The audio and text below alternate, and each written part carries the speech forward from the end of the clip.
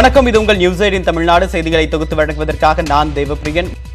கோவை பாரதியார் பல்கலைக்கழகத்தில் 9 மணி நேரம் மேற்கொண்ட விசாரணையின் முடிவில் ஏராளமான ஆவணங்களை லஞ்ச ஒழிப்பு போலீசார் கைப்பற்றியிருப்பதாக தகவல் வெளியாகியுள்ளது. லஞ்ச புகாரில் சிக்கிய பாரதியார் பல்கலைக்கழக துணைவேந்தர் கணபதி அண்மையில் கைது செய்யப்பட்டார்.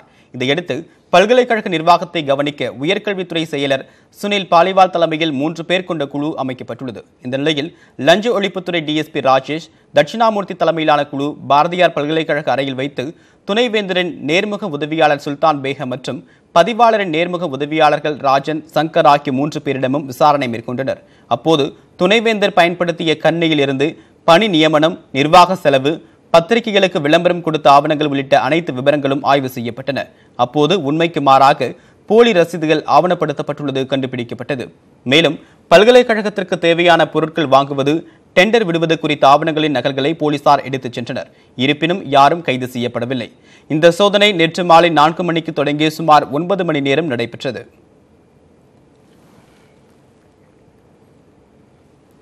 தமிழகத்திலிருந்து வரும் தேங்காய் எண்ணெய் கலப்படம் செய்யப்பட்டு தரமற்று உள்ளது என்று கேரள அமைச்சர் கூறியுள்ள குற்றச்சாட்டை காங்கேயம் தேங்காய் எண்ணெய் தயாரிப்பாளர்கள் மறுத்திருக்கிறார்கள். கேரளாவில் கலப்படம் செய்யப்பட்ட தரமற்ற தேங்காய் எண்ணெய் விற்பனை செய்யப்படுவதாக எழுந்த குற்றச்சாட்டுக்கு கேரள சட்டசபையில் பதிலளித்த அம்மாநில சுகாதாரம் மற்றும் சமூக நீதிக்கான அமைச்சர் சைலஜா, தமிழகத்தின் காங்கேயத்திலிருந்து கேரளாவிற்கு கொண்டுவரப்படும் தேங்காய் எண்ணெய் தரமற்று இருப்பதாகவும், காங்கேயத்திலேயே கலப்படம் செய்யப்பட்டு கேரளாவில் விற்பனை செய்யப்படுவதாகவும் குற்றம் சாட்டியிருந்தார். இதனால் 28 பிராண்டுகளை கேரளாவில் தடை செய்துள்ளதாகவும் அமைச்சர் விளக்கம் அளித்திருந்தார். സർ, ഭക്ഷ്യസുരക്ഷാ വകുപ്പിന്റെ അന്വേഷണത്തിൽ മനസ്സിലാക്കാൻ കഴിഞ്ഞിട്ടുള്ളത് തമിഴ്നാട്ടിലെ കങ്കയത്ത് നിന്ന് വെളിച്ചെണ്ണ മറ്റു വില കുറഞ്ഞ ഭക്ഷ്യ എണ്ണകൾ കലർത്തി വെളിച്ചെണ്ണ എന്ന പേരിൽ കേരളത്തിൽ കൊണ്ടുവന്ന് വിൽക്കുകയാണ്. പക്ഷേ FSSAI സർട്ടിഫിക്കറ്റോടുകൂടിയാണ് വരുന്നത്. ഇതാണ് നമുക്ക് ഏറ്റവും ബുദ്ധിമുട്ടുണ്ടാക്കുന്ന കാര്യം. അത് നമ്മുടെ മാർക്കറ്റിൽ ഈ സർട്ടിഫിക്കറ്റോടുകൂടി, കേന്ദ്ര സർട്ടിഫിക്കറ്റോടുകൂടി വിപണിയിലേക്ക് വരികയാണ്. ஆனால் கேரள அமைச்சரின் இந்த குற்றச்சாட்டை காங்கேயம் தேங்காய் எண்ணெய் தயாரிப்பாளர்கள் மறுத்துள்ளனர். திருப்பூர் மாவட்டம் காங்கேயம் தேங்காய் எண்ணெய் தயாரிப்புக்கு பெயர் பெற்றது. இங்கு தயாரிக்கப்படும் தேங்காய் எண்ணெய் அண்டை மாநிலமான கேரளாவுக்கும் இந்தியாவின் பிற மாநிலங்களுக்கும் அனுப்பப்படுகிறது. அதிலும் கேரளாவுக்கு மட்டும் ஒரு நாளைக்கு சுமார் 200 டேங்கர் லாரிகளில் தேங்காய் எண்ணெய் அனுப்பப்பட்டு வந்தது.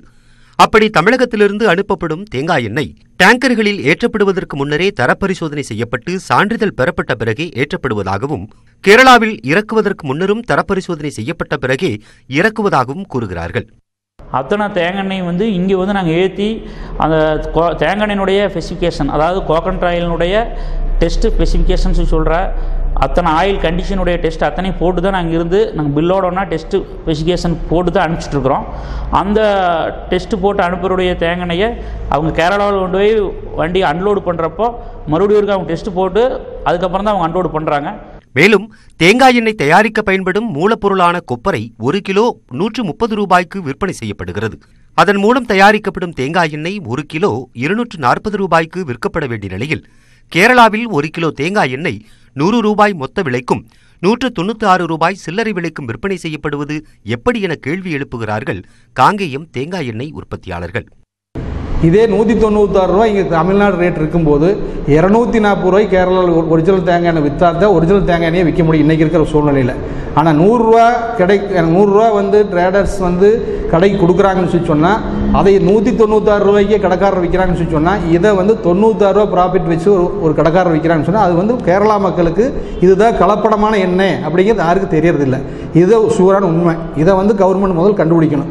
மேலும் கேரளாவிற்கு ஒரு நாளைக்கு சுமார் 250 லோடு தேங்காய் எண்ணெய் தேவையாயிருக்கும் போது காங்கேயத்திலிருந்து தற்போது ஒரு நாளைக்கு 25 முதல் 30 லோடுகள் மட்டுமே தேங்காய் எண்ணெய் கொள்முதல் செய்யப்படுவதாகவும், குறைவான அளவு சுத்தமான தேங்காய் எண்ணெயை கொள்முதல் செய்து அதில் கலப்படம் செய்து கேரள வியாபாரிகள் விற்பனை செய்வதாகவும் தமிழக தேங்காய் எண்ணெய் தயாரிப்பாளர்கள் குற்றம் சாட்டுகின்றனர். 3 வருஷத்துக்கு முன்னாடி கிட்டத்தட்ட டெய்லி ஒரு 200 லோடு எண்ணெய் தயார் பண்ணி கேரளா போயிட்டு இருந்தது. ஆனால் இப்போ 3 வருஷத்துக்கு அப்புறம் வெறும் 25 லோடு மட்டும்தான் கேரளா போயிட்டுருக்கு. ஆனால் அங்கே 200 லோடு பக்கமாக ஆயில் விற்றுட்டு இருக்காங்க. ஆனால் அது எப்படி விற்கிறாங்கன்னு தெரியல கேரளாவில். அநேகமாக அது கலப்படம் இருந்தால் தான் அந்த மாதிரி 25 லோடு தான் போகுது. ஆனால் 200 லோடு விற்கிறாங்க. அது கலப்படம் இல்லாமல் விற்க முடியாது. மொத்தமாக லாரிகளில் மட்டுமே தேங்காய் எண்ணெய் அனுப்பப்படும் நிலையில் அதை பாக்கெட்டுகளிலும் பாட்டில்களிலும் அடைத்து சில்லறை விற்பனை செய்யும் கேரள வர்த்தகர்களை அம்மாநில அரசு கண்காணித்தால் மட்டுமே கலப்பட எண்ணெய் விற்பனையை தடுக்க முடியும் என்கிறார் கேரள தேங்காய் எண்ணெய் மொத்த விற்பனையாளர் ஜேம்ஸ். தேங்காய் எண்ணெய் கேரளாவுக்குள்ளே போயிருந்தால் தேங்காய் எண்ணெய் எங்கேருந்து வருது கேட்டிருந்தால் காங்கேயத்துலேருந்து തന്നെ வருது, வேற எங்கேருந்தும் போகாது. இது காங்கேயத்துலேருந்து போனது சுத்தமான தேங்காய் எண்ணெய் தான். காங்கேயத்து வேற ஒரு எண்ணெயும் உற்பத்தி பண்ணவும் இல்லை. அப்படி இருக்கும்போது கவர்மெண்ட் அதுக்குண்டான சட்டங்கள் எடுத்து நல்ல குவாலிட்டியான எண்ணெய் மக்களுக்கு கிடைக்கிறதுக்கு உண்டான நடவடிக்கை எடுக்க வேண்டும். தங்கள் மாநிலத்தில் கண்காணிப்பை தீவிரப்படுத்தி கலப்படத்தை தடுக்காமல் தங்களை குறை சொல்வது ஆதாரமற்றது என்கிறார்கள் தமிழக தேங்காய் எண்ணெய் உற்பத்தியாளர்கள். சென்னையில் உள்ள தேசிய பசுமை தீர்ப்பாயத்தில் செயல்பட்ட 3 அமர்வுகளின் உறுப்பினர்களும் பணி நிறைவு பெற்றுவிட்டதால் கடந்த 1 மாத காலமாக எந்த வழக்குகளும் விசாரிக்கப்படாத நிலை ஏற்பட்டுள்ளது. சுற்றுச்சூழல் தொடர்பான வழக்குகளை விசாரிப்பதற்காக 2010ஆம் ஆண்டு தேசிய பசுமை தீர்ப்பாயம் அமைக்கப்பட்டது. இதையடுத்து மண்டல அளவிலான வழக்குகளை விசாரிப்பதற்கு புனே, போபால், கொல்கத்தா, சென்னை ஆகிய இடங்களில் மண்டல தீர்ப்பாயங்கள் தொடங்கப்பட்டன. இதில் சென்னையில் செயல்பட்டு வரும் தீர்ப்பாயத்தில் தமிழ்நாடு, கர்நாடகா, ஆந்திரா, கேரளா மற்றும் புதுச்சேரி மாநிலங்களில் உள்ள வழக்கில் விசாரிக்கப்பட்டு வந்தன. இந்த நிலையில் சென்னையில் செயல்பட்டு வந்த 3 அமர்வுகளின் உறுப்பினர்களும் பணி நிறைவு பெற்றுவிட்டதால் கடந்த 1 மாதமாக எந்த வழக்குகளின் விசாரணையும் நடைபெறவில்லை. இதனால் சுமார் 600 வழக்குகள் நிலுவையில் உள்ளன. இதில் தாமிரபரணி ஆற்றில் மணல் கொள்ளை, எண்ணூர் எண்ணெய் கசிவு, ONGCக்கு எதிராக மதிமுக பொதுச் செயலாளர் வைகோ தொடர்ந்த வழக்கு, கொடைக்கானலில் யூனிலிவர் நிறுவனத்தின் பாதரச கழிவு பாதிப்பு வழக்கு உள்ளிட்ட முக்கியமான வழக்குகள் குறிப்பிடத்தக்கதாகும். மே மாதம் 6ஆம் தேதி நீட் தேர்வு நடைபெறும் என்றும் இதற்காக நேற்று முதல் ஆன்லைன் மூலமாக விண்ணப்பிக்கலாம் என்றும் மத்திய இடைநிலை கல்வி வாரியம் அறிவித்துள்ளது. மருத்துவ மற்றும் பல் மருத்துவக் கல்லூரிகளில் முதல் ஆண்டு சேர்க்கைக்கான நுழைவுத் தேர்வை மத்திய இடைநிலை கல்வி வாரியம் நடத்துகிறது. இந்த ஆண்டு மே 6ஆம் தேதி நடைபெறவிருக்கும் தேர்வு தொடர்பான அதிகாரப்பூர்வ அறிவிப்பாணையை CBSE வெளியிட்டுள்ளது. அதில் வியாழக்கிழமை முதல் மாணவர்கள் ஆன்லைன் மூலமாக தங்கள் விண்ணப்பங்களை அளிக்கலாம் என்று தெரிவிக்கப்பட்டுள்ளது. இதர பிற்படுத்தப்பட்டோர் மற்றும் பொது பிரிவினர் 1400 ரூபாயும், SC மற்றும் ST மாணவர்களுக்கு 750 ரூபாயும் கட்டணமாக நிர்ணயிக்கப்பட்டுள்ளது. விண்ணப்பங்களை மார்ச் 9ஆம் தேதி வரை அனுப்பலாம் என்றும் விண்ணப்ப கட்டணங்களை மார்ச் 10ஆம் தேதி வரை செலுத்தலாம் என்றும் அறிவிக்கப்பட்டுள்ளது. ஜம்மு காஷ்மீர், அசாம், மேகாலயா மாநிலங்களை தவிர பிற மாநிலங்களில் உள்ள மாணவர்கள் விண்ணப்பத்தின் போது கட்டாயம் ஆதார் எண்ணை சமர்ப்பிக்க வேண்டும் என்று உத்தரவிடப்பட்டுள்ளது.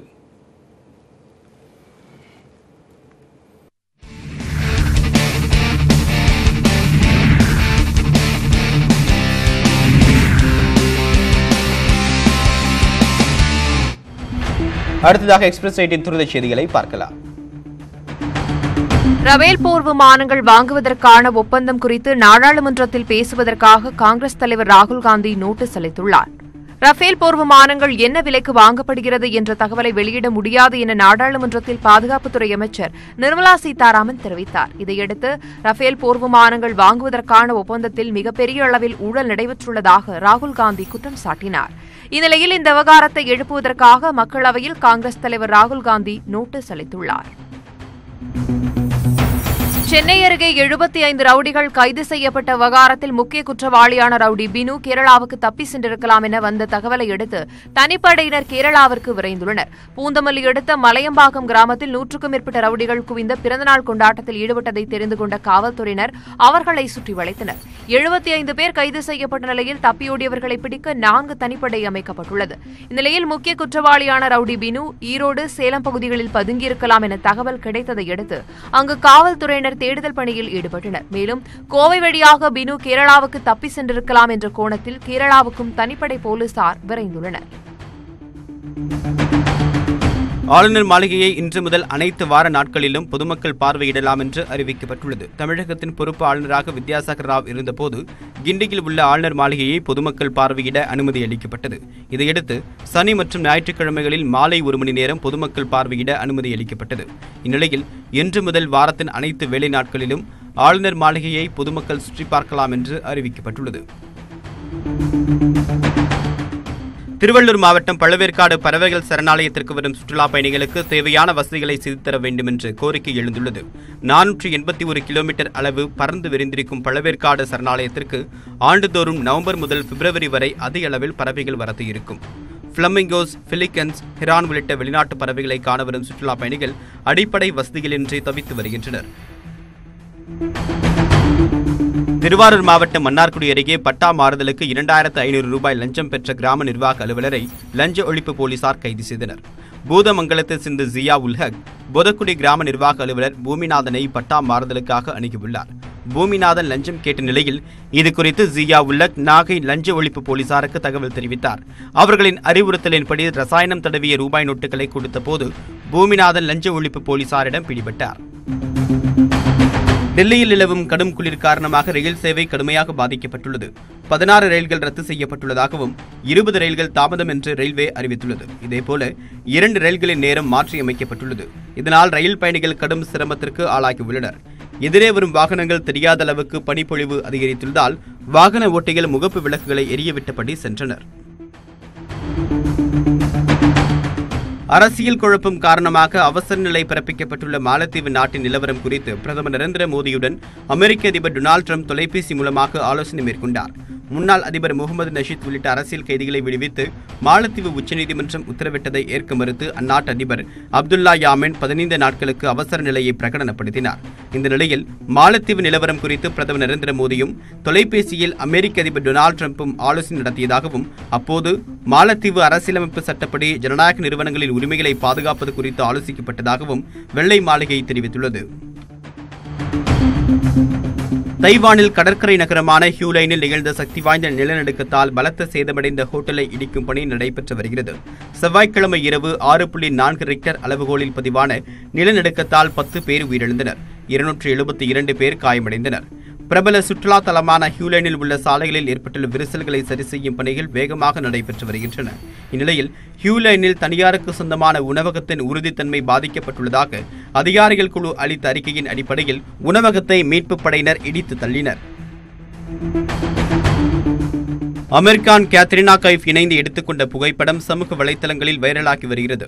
கேத்ரினா தனது இன்ஸ்டாகிராம் பக்கத்தில் அமீர்கானுடன் எடுத்துக்கொண்ட புகைப்படம் ஒன்றை பதிவிட்டார். 7 லட்சம் லைக்களுக்கு மேல் அள்ளியுள்ள இந்த புகைப்படத்தில் அமீர்கானை விட கேத்ரினா உயரம் குறைவாக உள்ளார்.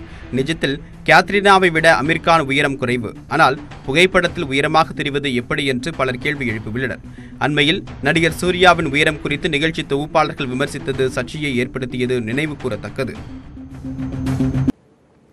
அமெரிக்க பங்குச்சந்தைகளின் வீழ்ச்சி எதிரொலியாக இந்திய பங்குச்சந்தைகள் சரிவுடன் தொடங்கியுள்ளன. கடந்த வாரம் சரிவை சந்தித்த இந்திய பங்குச்சந்தை இந்த வாரம் சற்று எழுச்சியுடன் காணப்பட்டது. ஆனால் நேற்றைய தினம் அமெரிக்க பங்குச்சந்தைகளில் வர்த்தகம் கடும் சரிவை சந்தித்தன.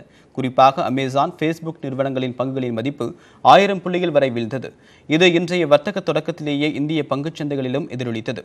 பங்குச்சந்தையின் இறுதி நாளான இன்று மும்பை பங்குச்சந்தை குறியீட்டு எண்ணான சென்செக்ஸ் 500 புள்ளிகள் சரிவுடன் தொடங்கி 33,911 புள்ளிகளில் வர்த்தகமானது. பின்னர் சற்று முன்னேறி மீண்டும் 33,000 புள்ளிகளை தொட்டது. இதேபோல தேசிய பங்குச்சந்தை குறியீட்டு எண்ணான நிப்டி 146 புள்ளிகள் சரிந்து 10,430 புள்ளிகளில் வர்த்தகமாகி வருகிறது. குளிர்கால ஒலிம்பிக் போட்டி தென்கொரியாவின் பியாங்சாங் நகரத்தில் இன்று கோலாகலமாக தொடங்க இருக்கக்கூடிய நிலையில் இந்தியா தரப்பில் வெறும் 2 வீரர்கள் மட்டுமே பங்கேற்க உள்ளனர். வருகின்ற 25ஆம் தேதி வரை நடைபெறும் இந்த போட்டியில் 92 நாடுகளைச் சேர்ந்த 2,950க்கும் மேற்பட்ட வீரர் வீராங்கனைகள் விளையாட உள்ளனர். ஐஸ் ஹாக்கி, பனிச்சறுக்கு உட்பட 15 போட்டிகளில் 102 பிரிவுகளில் நடைபெற உள்ளன. இதில் இந்தியாவின் சார்பில் 2 வீரர்கள் மட்டுமே பங்கேற்றுள்ளனர். அதன்படி கிராஸ் கண்ட்ரி ஃப்ரீஸ்டைல் பிரிவில் ஜெகதீஷ் சிங் களம் காண உள்ளார். மேலும் லூஜ் பிரிவில் சிவகேசவன் இடம்பெற்றுள்ளார். குளிர்கால ஒலிம்பிக் போட்டியை முன்னிட்டு பியாங்சாங் நகர் முழுவதுமாக திருவிழா கோலம் பூண்டுள்ளது. போட்டியானது இந்திய நேரப்படி மாலை 3:30 மணிக்கு தொடங்க உள்ளது.